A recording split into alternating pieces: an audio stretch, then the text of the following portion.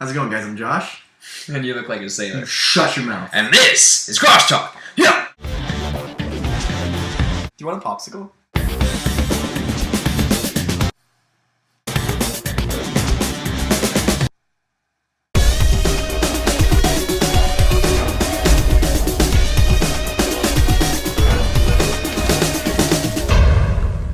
What's up, guys? It is Tuesday, and it is Crosstalk Day. Not Thursday, Tuesday. It is Tuesday.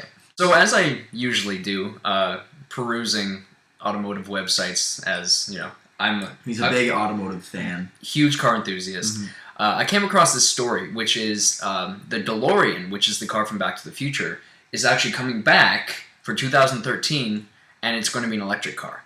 And I think this is a phenomenal idea. I'm super excited for this, and I really want one. I just like it markets itself. It's coming back in the future. The car from Back to the Future, right? I get it. I get it. You see what I did there? I see what he's doing. It's awesome. I mean, it is really cool. I'd like to see a design for it. I haven't seen any concept art or anything like that for it yet. The all-electric version was debuted at the DeLorean Motor Company open house in Texas, but I haven't seen any release photos of it. So it must have been maybe like a closed or it was the original body with just an electric engine. Yeah. Well, either way, I think it's a great idea. I'm actually really looking forward to this car coming out because it's so iconic and it's such a beautiful car. Yeah, and I feel like if it wasn't an electric car, which is the way that people are going now towards, it would definitely only be a collector's vehicle. Like nobody would that's just what buy it. The DeLorean is that now. Well, of course, but I mean they're making a new model. They're expecting to make money off. You don't make a car and try not to make money off of it. So I mean, if Lexus would disagree. So like I said, I'm super excited for this to come around, and I can't wait for this to be shown and, debuted where we can all see it. I know. The only problem is, I mean, it comes out in 2013. Mm-hmm. We're not going to ever be able to drive it. We're all going to be dead. That's true. Yeah. We are all going to be dead. It's going to be impossible. It's too bad. They should try to push it out quick, or at least some kind of concept model that they can let us drive. So we can save the planet for that couple of months before the end of the world. And also, we can try to hit, 80 miles per hour? So we can... I thought it was 88. All I know is car, crazy scientist guy, and hoverboard. That's all I know from those movies. I know that there was lightning, and I think there was a clock at one point. You already lost me. Yeah. It's a very tough movie to follow. So, on the idea of movie to real-life concepts, Graeme showed me something pretty cool today, and Shrek is one of my favorite movies from when I was a kid. I would watch Shrek pretty much every day, and I knew every line to that movie. I could play every character in Shrek easily. They could record me, and I would sit there, and I would do all the characters and all the voices. I would do everything. Long story short, and something that I didn't know, is that Shrek is actually based off of a real person. His name is Maurice Tillet, or Tillet, or Tillet. Tillet. I like Tillet. Maurice Tillet. All right. His name was Maurice Tillet, and he actually suffered from giantism. And it was a long time ago. He had a very large head, very disproportionate body. He was just larger than the average male, and he was very grotesque. But the thing was, he was actually among the upper class. He started off as a kind of like a carnival sideshow kind of thing, but as time went on, he actually became part of the upper class, which I thought was pretty cool. And then I guess at some point Disney found out about him and decided to make a character based made him into an ogre, which makes sense. If you were to look up him on Google, let's say, you would understand why Shrek was they based actually off of him. Look. Yeah, like when I first saw a photo of him, spitting image of Shrek. Definitely.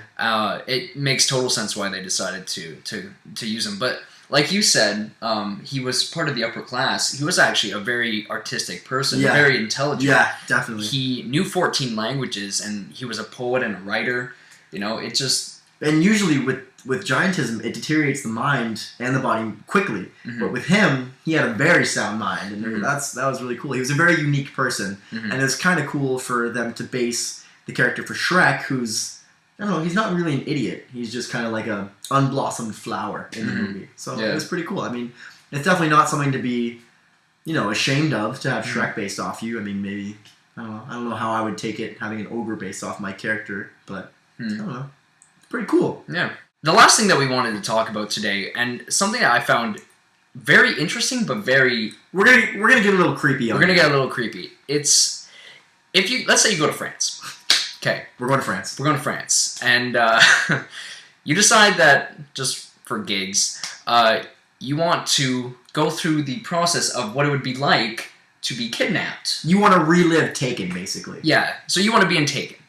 And you go to France, and you can pay this company called Ultime, or Ultime, I guess. If it's There's French. no thingy. Realite. Ultime Reality. So it's just a douchey way of saying ultimate reality. Ultimate reality, yeah. And you pay them £1,000, and they will go through the whole process of kidnapping and holding you, I guess, as a ransom in a cell. You go through the real sensations of violence, terror, fear. But without the death. And, Hopefully. Well, I mean, unless they mess up or something. like if you're into that, you know, it's I guess it's good that this kind of thing is out there so that, you know, you can find people who have the same interests as you. You can go and do this kind of thing, and it's totally cool. You know, it stops this kind of thing from happening in real life for people just to get the thrill, I guess. Yeah. You know, so in that way, it's good. Yeah, when it's on a company, you know, and they pay taxes and they're like basically owned by the government, like a tax-paying company, that's different because they're being watched. Yeah. Obviously, people are just disappearing to this company. Like you sign a waiver and you pay the money. There's a paper trail, like things like that. But if you're just trying to pretend to be kidnapped, like downtown New York, and you're just like, hey, I'll pay you guys to kidnap me. It'll be fun. Haha. Yeah. That's a little different. Anyways, guys, we hope you guys enjoyed another episode of Grosh Talk. If you like what you saw, definitely hit that thumbs up button down below. It helps out the show a lot. Leave a comment if you have something to say to the video. Share it to your Facebooks if you want your friends to watch us too, so you're not a loser loner. And last but not least, if you want to see more from us, definitely subscribe. And we'll be seeing you on the flip side. Peace.